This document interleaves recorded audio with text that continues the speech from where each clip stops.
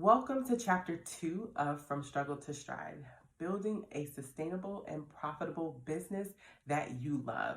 This chapter is all about the desire phase, right? I'm reading the book with you. It is so exciting to really learn my story. If you got through Chapter 1, which talked about how I brought awareness to my business, to my brand, to who I was, you've now joined me here to talk about Chapter 2, which is the desire phase. In this phase, we're telling the world who you serve, right? I'm sharing my story about how I created a successful, sustainable, and profitable business in less than a year by using this process. So the second stage is the desire phase. It talks about who you serve.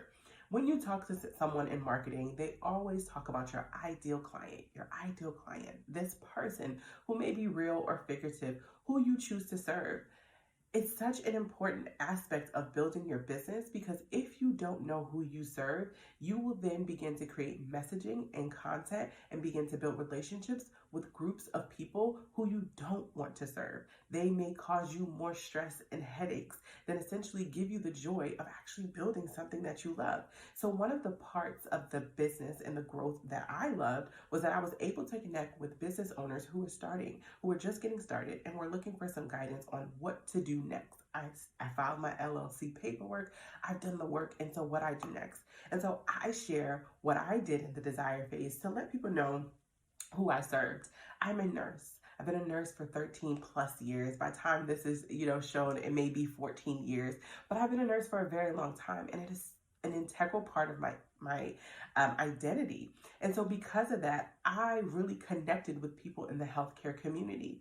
But one thing about marketing is no matter how niche down you get, no matter how specific you get, there are other people who are watching who may be interested in who you are and what you do, and they may also want to get your services, right? And so because of that, it's important that you are specific about what it is that you do and who you serve. And if you choose to serve others as well, that you have those opportunities or options or not. But just make sure that's clear. So what I did in the desire phase is that I niched down to specifically working with healthcare workers. So one of the things I did was I built webinars and educational content around how to avoid being sued, how to avoid malpractice, how to make sure that if you're working in healthcare that you're protecting your license. All of that content is on Teachable. If you go to yournurselawyer.teachable.com, you can learn more about my live and on-demand courses and opportunities that I share over there.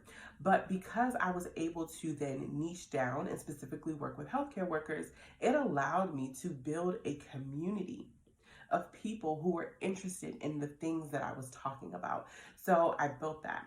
I then also began to do consulting and legal services for healthcare businesses that were opening up. A lot of my clients came through Clubhouse and referrals and other connections because people were just so surprised to see a nurse who was also an attorney.